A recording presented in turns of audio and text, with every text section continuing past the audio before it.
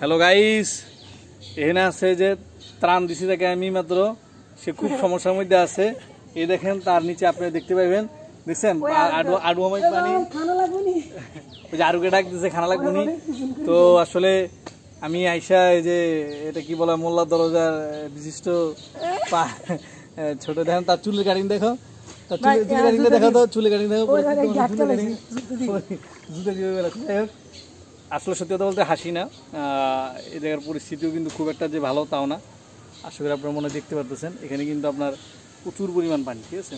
যদিও আসলে দেখা যাইতেছে যে আপনার মানে কি বলে পানি ইয়ার সংগত একবার পানি কিন্তু প্রচণ্ড পানি, কিন্তু রাস্তা অনেক নিচে, ঠিক আছে। রাস্তা অনেক নিচে, তো আমি যদি এদিক থেকে যদি আপনি যদি দেখাই, উপর থেকে যদি দেখাই তাহলে তো বুঝতে পারবেন। ইয়ে করতেছিস না দেখি,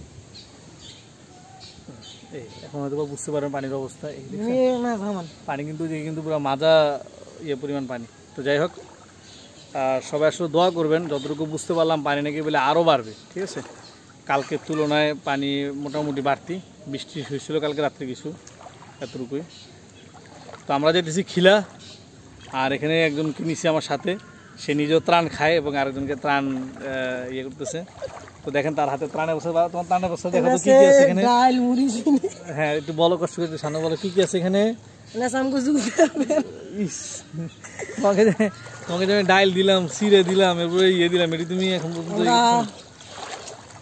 আমরা যাইতেছি খিলা বাজারে। তেলাপিয়া দুইটা রে, কি বড় রে, এই দিছে না না গেছে গেছে গেছে কি বড় বড় তেলাপিয়া। এই সংস্কৃতি তো দৌড় মারে ওরা, জাল কারে এই জায়গায় পাতির হন যাবো, এই জায়গায় জাল পাতলে রাত্রে বলে সবচেয়ে কাম হইতো। বড় বড় দুটো মাছ দেখলাম আর কি, দুটো তেলাপিয়া মাছ ঘ্যাট ঘ্যাট করে দৌড় মারছে, ঠিক আছে। তো যাই হোক, সবাই দোয়া করবেন খাস করে। এই যে এখানে হচ্ছে কি আপনার কবরস্থান, আর সামনে কবরস্থান, এখানে দুইটা চলি। হ্যাঁ, আসলে দেখতে পাচ্ছেন পানি কিন্তু পুরো একবার পথ পুরোটা পানি। এই জায়গাতে বৃষ্টি গম বাহিরে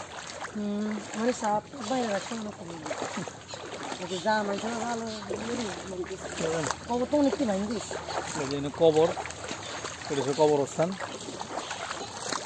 কবরস্থান আল্লাহ তাআলা লাখ কোটি শুকরিয়া যে কবরস্থানগুলো আপনার মানে উঁচা আছে, অনেক উঁচা।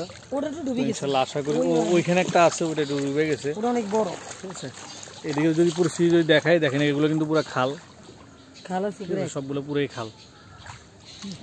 তো এই হচ্ছে হাল।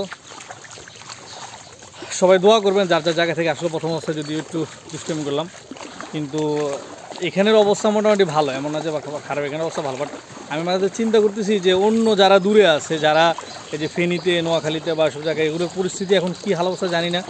তবে যতটুকু শুনছি অনেক পরিমাণ মানুষ মারা গেছে, তাদের জন্য আসলে দোয়া মাগফিরাত, আল্লাহ তাআলা তাদেরকে জান্নাতুল ফেরদাউস নসিব করুক, এবং যাদের আত্মীয় স্বজন যারা এখন জীবিত আছে তাদেরকে ধৈর্য ধারণ করার তৌফিক দান করুক, এই আর কি।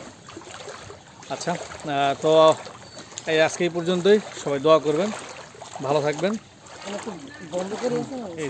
এখানে এই যেখানে এখানে রাস্তা পুরো ডুবে গেছে, অনেক নিচে।